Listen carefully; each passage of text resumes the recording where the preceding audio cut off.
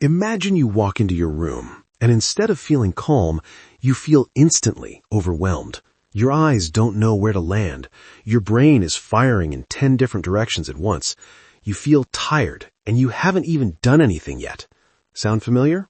There's a reason for that, and today we're going to fix it. Your room is literally raising your stress hormones, not metaphorically, scientifically.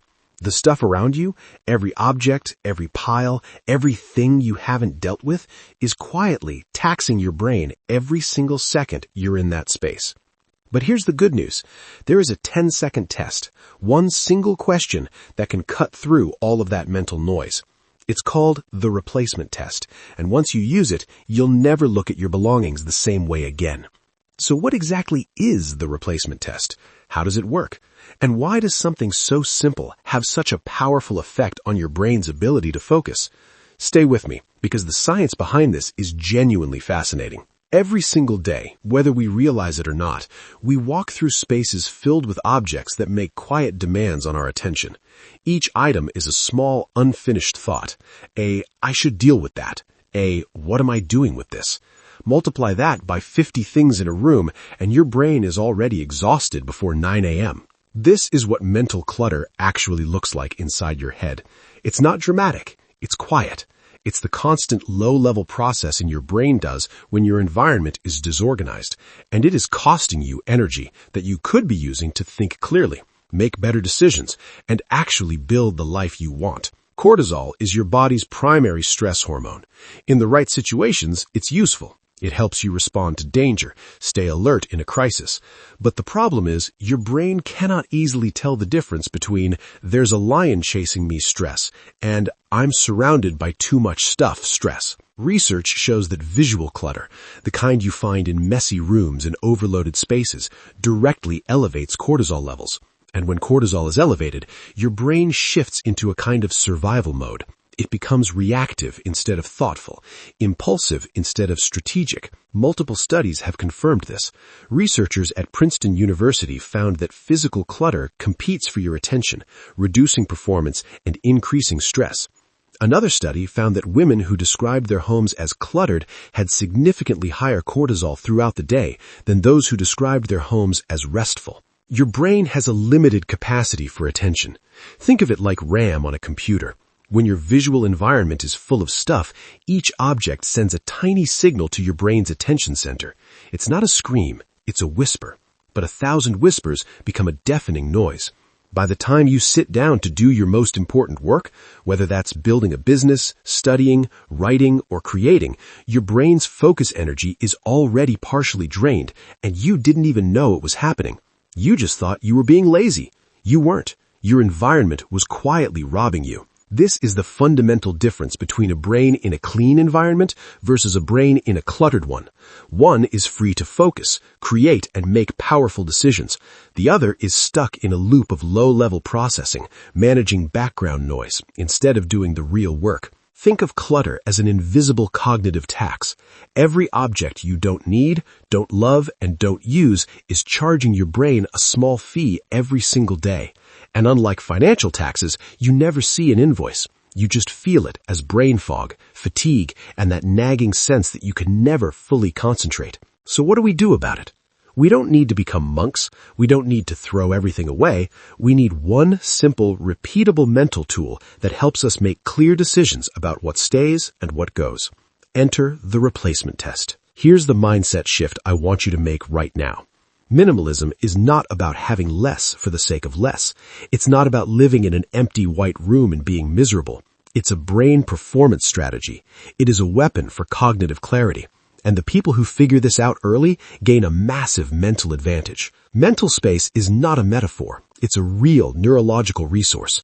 When you reduce the visual and cognitive demands of your environment, your brain genuinely has more processing power available. More space to think ahead, more room for creativity, more capacity for the decisions that actually matter. When your environment is clean and intentional, your brain stops wasting its most precious resource, decision-making energy, on "what should I do with all this stuff?" and starts directing it towards high-leverage thinking, your next business idea, your health, your relationships, the things that actually move the needle. Minimalism also creates what strategists call optionality. When you're not mentally managing 100 objects, you have cognitive bandwidth to see opportunities more clearly. You can pivot faster. You can think creatively. You're not stuck maintaining stuff. You're free to move. Look at the difference between these two versions of the same person. One is spending their mental energy managing things, organizing, sorting, moving, worrying about stuff. The other has already made those decisions, so they can spend their energy building their future. Same person, different environment, completely different output. This is an idea as old as philosophy itself. The Stoics understood it. Fight Club made it famous. The things you own end up owning you. Every possession you maintain comes at a cost, in time, in space, in mental energy, in freedom. The question is, are the things in your life worth what you're paying for them? This is what we're building towards, a brain that is free, not distracted by its environment, not drained by invisible cognitive taxes, a brain that wakes up every day with a full tank, ready to focus, ready to create, ready to do the work that matters most to you. So here it is, the replacement test. This is the single question that will help you audit every possession in your life and eliminate the mental clutter that's stealing your focus. You don't need a whole weekend. You don't need Marie Kondo. You just need this one question. The question is this: if this item disappeared today, if it vanished, would I actually spend money to replace it? Not could I, not might I someday. Would I, right now, go and buy this again? If the answer is yes, it earns its place. If the answer is no, it's mental clutter, and it's time for it to go. Let's try this live. You open your wardrobe, and you see this pile of clothes you haven't touched in 6 months. You pick up a jacket. You ask the question: if this disappeared today, would I spend money to replace it? Pause. Think honestly. If the answer is a flat no, that jacket is costing you mental energy every single day it sits there. When the answer is yes, when you hold something and feel certain you'd replace it, keep it.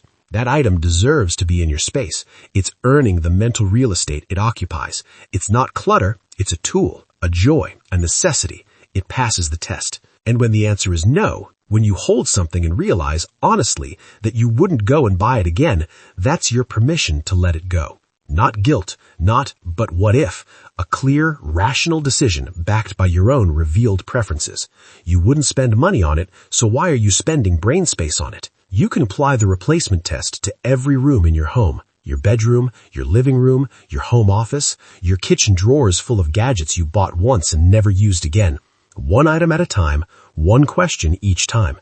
It takes 10 seconds per item, and the cumulative effect on your mental clarity is extraordinary. And don't ignore storage.